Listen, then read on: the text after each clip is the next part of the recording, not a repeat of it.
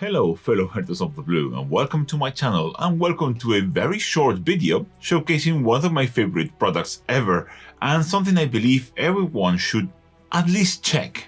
As someone that you would probably call pro painter, I've stopped using one of the best techniques at our disposal. I've seen these two across a lot of very good painters. What's that, you ask? Well, it's washes. There are very good reasons why pros don't tend to use washes a lot. Mainly, it's about control, but I think it's widely underrated and people are sleeping on them, especially when you use today's product. These are what I consider the absolute best washes in the market. Toothing coats, washes. Just to be clear, this video is not sponsored by them and I have no affiliation to them. But I did get these paints for free, so have that in mind.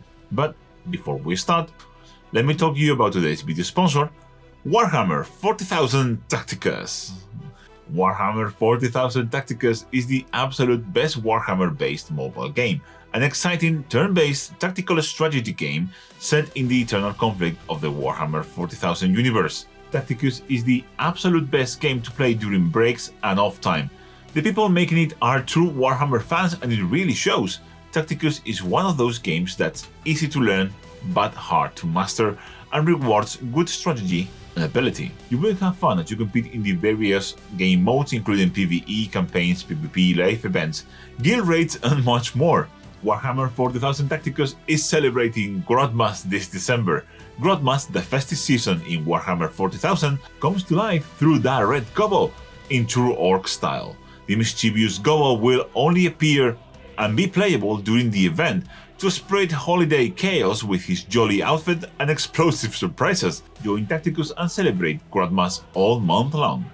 Join a passionate community of gamers and Warhammer fans by clicking the link in the description or by scanning the QR code on screen. Thanks to Warhammer 40,000 Tacticus for sponsoring this video, and let's get cracking. We have here the full range of toothing coats, washes, and we also have a equivalent number of old Bretonnian archers we're going to use to test them out so you can see what results they produce and how well they behave. I am literally in love with this range. You can see that some of them have been extensively used over the past couple of weeks. They are incredible. I do have my issues with them. None of them are about the quality of the washes or how they behave, but we will touch about that later in the video. At the conclusions, right now, we're going for a classic test the paint kind of video. I think we should just get started.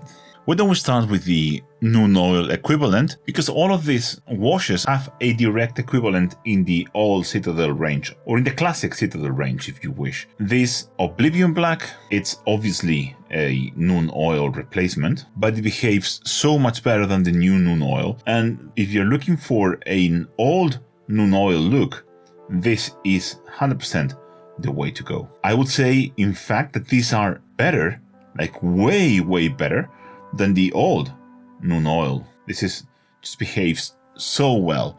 It does everything you want in a wash and it just dries incredibly smooth. For this video, what I'm going to do is also show you a dried up version, because that's something that people ask when I'm doing this kind of, show the paint version. So on screen right now should be a dried version, so you can see how that looks. Let's move on to the Agrax Earthshade equivalent, Battle Mud Wash. This is a delightful shade of brown, desaturated and beautiful. Again, as with the black, these just go on so well and they don't produce any weird effects when they dry or anything. They're really consistent and really good washes. I think the only wash that is missing from the range is the Cohelia green shade equivalent, which is a shame because it's one of my favorites, but I guess not everyone used it, or is one of the least used for some reason. I'm not sure about that. Again, you will find a dried version of the Battle Mud in the screen right now, so you can see how that looks. Why don't we move on to the Orc Flesh wash? This is the Veiltan green equivalent, obviously. Very intensely green. Probably one of the washes that I would use the least, just because it's a shade that I'm not really interested in. But again, it's basically what the built-in green looks like, so if you use that and you're looking for a good replacement, this should be it. One of the uses I found of these washes that I love the most is just using them over a black and white pre-shade to tint it, just as tinting passes, so more like a glaze, really, and they work so well. You should be able to see a dried up version of this on screen right now to compare. Let's move on to the blue, which is the Tempest blue. The order here is just completely random. This would be a, what's the name of the blue wash from Citadel? I can't remember, it's been so long since I've used it. I totally forgot. No idea.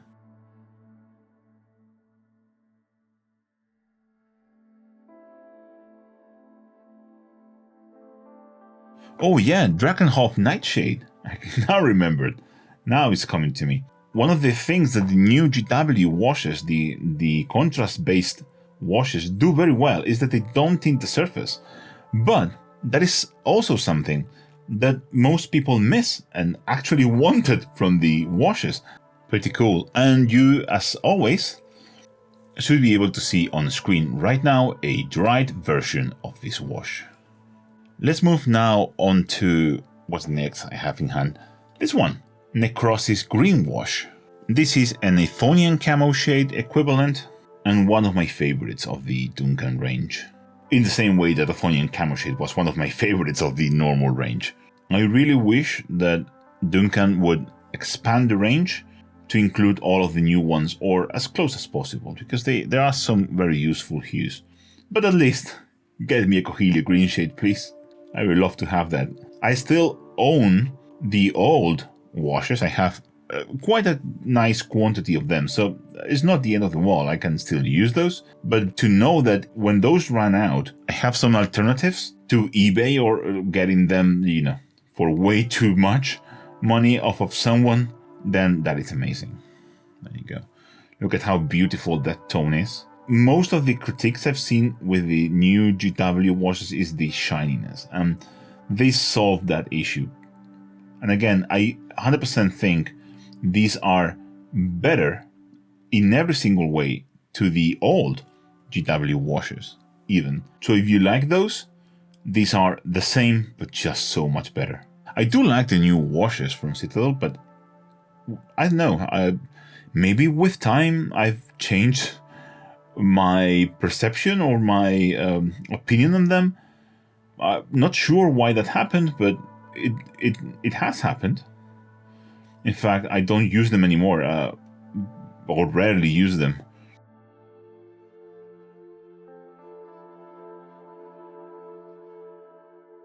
Okay, it's time to go for the Archaic Sepia, one that I also really like. This wash is ideal just to use over a white primer like this to just paint the bone. You don't really need anything else. Probably a bit lighter than a contrast in terms of, you know, contrast, but if you want a quick bone result, this is great. It will leave things looking suitably bony.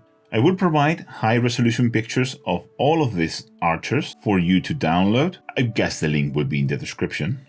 I might have forgotten to mention this, but you should be able to see at the end of this section a dried result.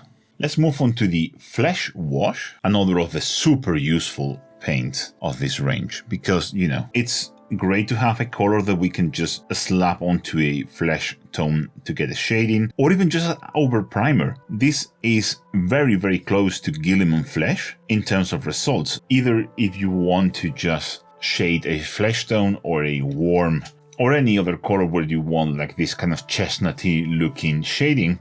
For gold, for example, would be a great application. Or if you just want to paint a face really quickly, just apply this over a primer and you are good to go. This is a fantastic paint. And as always, you should be able to see a dried result right now on screen so you can compare. We're going to move on to the last color. This is Maggie Purple Wash. And I ran out of old plastic models, so we're going to use this fancy metal one. I really love the old metal Perry sculpt from the Bretonian range. This model is absolutely stunning and beautiful. I love this purple wash to shade red. This is my main use for this, but I've used it to tint and shade colors like Rackard Flesh with great results. And since I used Druchii Violet for my Asterians from Dead Zone, to me, having a alternative paint I can use when my old Druchii pod runs out, or even now, because this is so much better actually than the old Druchii,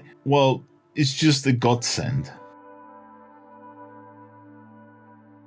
As always, you should be able to see a finished, dried version of the Archer right now on screen. So we talk about all of the good things that the paints have, and there are a lot of good stuff. But there is a couple of caveats that I'm really frustrated with, and all of them have to do with the droppers themselves. Well, most of them, because I think they have a couple of design flaws that are very frustrating.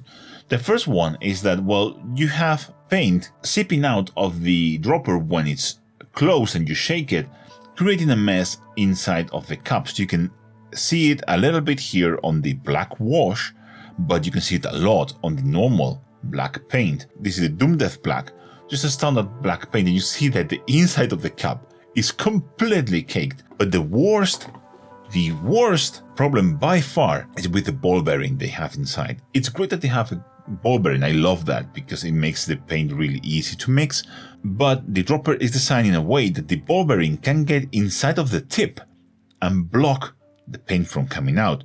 Let's see if we can recreate that. You should be able to see here how if I tip the dropper fully vertical and I press, a little bit of paint comes out, but at some point the ball bearing gets stuck and no more paint will come out. I hope you can see that ball bearing there. You can clearly see it in real life, but it's very difficult to film. And it's so frustrating. You have to tip the dropper backwards so the ball bearing gets out and then put a little bit more paint. I love the paints, but this is such a pain in the ass. And my second concern is with the amount of paint. You just get 50 milliliters, which for a normal paint is more than enough, is very acceptable. It's in between Citadel and Vallejo, for example. Citadel is 12 milliliters and Vallejo is 18. But for a wash, it just runs out so quickly. You tend to use washes in quite a massive way, so you use a lot of the wash, and 50 milliliters will be gone super fast. That's why I loved the old Citadel washes. I have one of those here.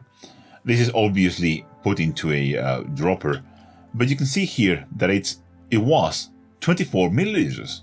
Which is double than the normal Citadel paint. That was the idea, because you use way more of it. And if we compare it with a modern contrast paint, or a wash for that matter, the Citadel's ones are 80 milliliters. So in terms of price, these are expensive considering it's just 50 milliliters, but the paints are so good. I would just wish these came in like 24 milliliters like the old Citadel washes. For the same price, that would be amazing, because again, you use a lot of wash. It's one of the paints that you use, the most quantity. And it's a bit frustrating that it just comes in these small droppers. But that's it. That is all of the washes reviewed. And honestly, they are absolutely amazing. If you ask me which ones are my favorites, well, you take this one out, and there you go. And there you go. These are all of my favorites. They are so useful to have. So back to my old ugly face. I'm extremely impressed with these washes. They are exactly what I was looking for, and if you miss the old Citadel washes, miss no more. In fact, I think they are way better than their now deceased counterparts. As I said, I will have the high resolution pictures linked in the description for you to check out. Thank you for watching this video, and don't forget that if you like my videos and want to help me make them, you can follow me on social media. You have the links to all my social media in the description below and in the pinned comment of this video. Share and like this video, but most importantly, there is Patreon and channel members. Patreons and members allow me to do all the cool videos that I want to make, and most importantly, they allow me to keep releasing videos for free here on YouTube. Perks include access to an amazing Discord community full of lovely people, access to many more Patreon exclusive videos, and now private one-on-one online tutorings. Help me and join the list of the coolest persons in the planet, including Karl Langsberg, Michelle Borghi, Landy, Betty Osthoff, Jason Weber, Andrew Ham, CS Neon 2000, Shane Kirby, Harry Emus, JS, Eric Grosjean, Jerob, Nicholas Brownie, Big Beer 83, Dare Dare, Kim Bengtsson, Derek Bell, Alan Hansen, Stephen K, Arnau, John J, Emaren Stewart, Kevin Price, Anthony Panullo, Jared Hughes, Rod Hewitt, Eric McKenzie, Daniel McCormack Smelt, Max G, Dave Griffiths, Victor, Corey Tickler, Lugubrious Camhall, Liran Shoham, Soy CFL, 3Gs, Marco Parasnik, James Coplin, Rogelio Thomas, Geek Daddy, Wandering Paria, Kintam Go, TTSS Productions, Jay Hoover, Nicholas Acebar, Minis by Abe, Benjeline, Emily Queen of Sloth, Nicholas Davis, Agon David, Pablo Cuesta, Benjamin Barbart, Pumpkin Hill, Chris Black, Matthias Babiuk, Andrew Michensko, Alan Miller, Jake Stein, Stefan Zimmerman, Tom, Martin Rebrua, Sensual, Matt Wallis, Hendrik, Chester Rose, Adam Foots, Tyler Hughes, Chris G, Allman Gaming, Spicy Joe, Mark Watson, Hamish Donald, Matthew Lang, Stavros Stavro, Mark Reguera, Romain, Asminiatura, Josh Rex, Dr. Cathaber, Anjos Alexo, Des, Giuseppe Nicole Ancona, Mark Valencoop, Felix Franke, Aaron Bernstein, Daniel Ramin, Bowsy, Terry Denham, Planche, Biom, Howard Holby, Stephanie Au, Stephen Rockford, Roy Nilsson, Oscar Anton Thomberg, Nick Nguyen, Dan Mako, Stalios, Bartos Barensky, Kevin Mian, Darcy Farrar, Natius Maximus, Javi Mota, Adam Thaxton, Heather Amsen, Mark Atkinson, Matt Jarvis, Fergal, Josh Simpson, Christoph Moret, Diego Perez, G-Force, Dr. V, AB, Bernard Lineman, Kingdom Luther, Andrew Dyer, and Kevin Sula. So that's for me. I'll catch you in the next one. Bye!